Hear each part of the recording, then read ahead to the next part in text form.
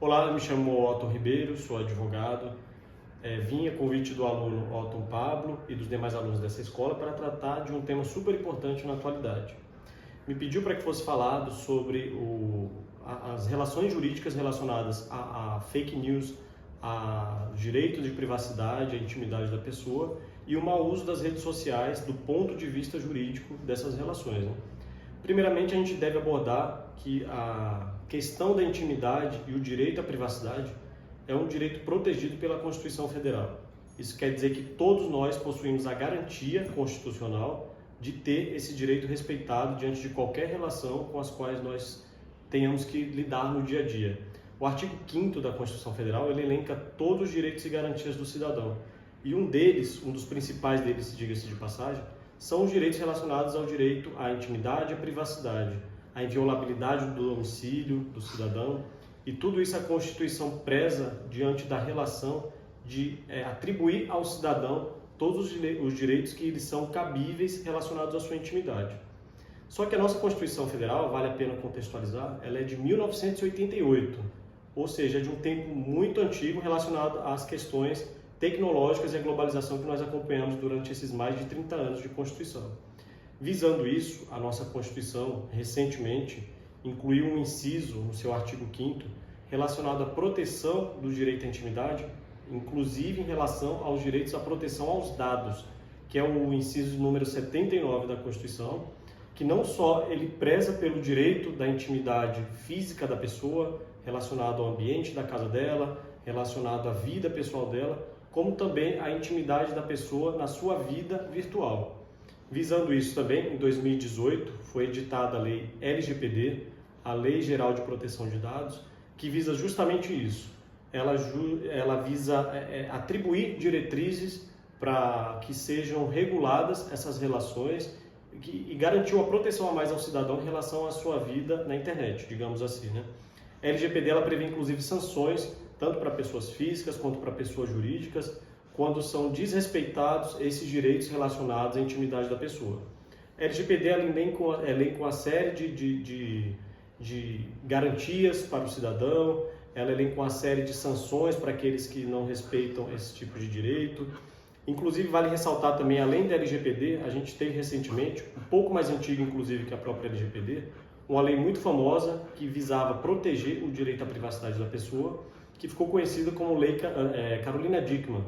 que recentemente, há um tempo atrás, ela teve a sua intimidade invadida, o seu celular, teve fotos suas vazadas, fotos suas nuas, e isso teve uma repercussão muito grande na mídia, inclusive, ela proibiu a divulgação dessas fotos, ela entrou com ações contra a pessoa que vazou suas fotos e tudo mais, e através desse processo todo dela, deu-se início a um projeto de lei que depois futuramente foi uma lei sancionada que ficou conhecido como Lei Carolina Dickmann, que é uma lei que prevê uma sanção mais incisiva para as pessoas que desrespeitam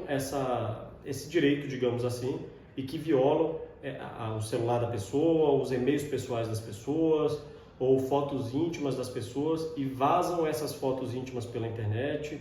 E tudo isso, essa lei veio justamente para poder garantir, de uma forma ainda mais consolidada, digamos, essa garantia constitucional, aquela lá do artigo 5º, para falar para o cidadão assim: você está resguardado em relação à sua vida virtual, digamos, dessa forma. Paralelo a isso, de um tempo atrás, de um tempo para cá, na verdade, ficou muito corriqueiro na mídia a gente ouvir falar sobre as fake news. Foram muito relacionadas durante o período de eleições, e a fake news está muito presente na nossa vida no dia a dia, né?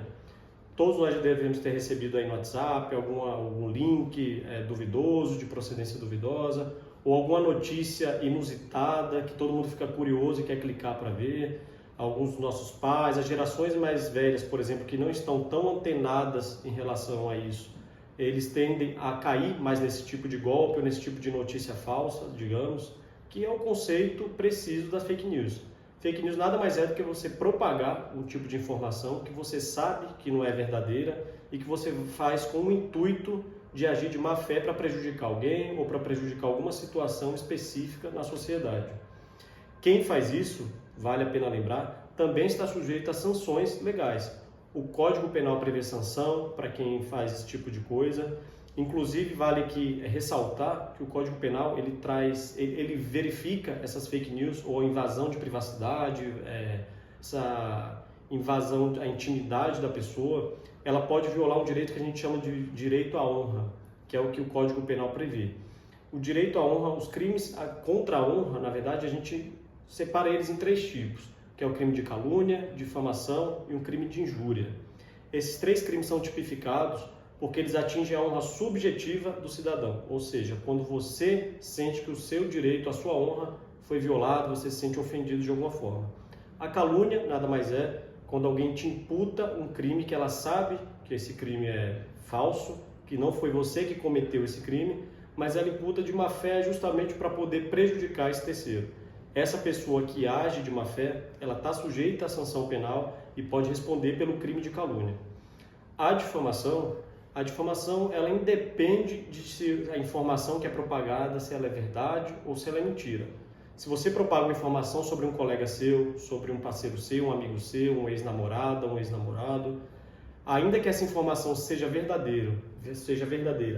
e você propaga essa informação de má fé com o intuito de prejudicar essa pessoa, pode ser, por exemplo, a informação da vida íntima da pessoa, uma informação que só você tinha acesso, e essa pessoa nunca te autorizou a propagar essa informação. Se você faz essa divulgação e você prejudica a honra daquela pessoa, a reputação dela ante a sociedade, você está sujeito a responder pelo crime de difamação, que é um crime diferente da calúnia. Porque quando você imputa essa informação, não é necessariamente um crime você está imputando a pessoa, mas você está propagando informação que não deveria ser espalhada pela internet ou na vida pessoal da pessoa.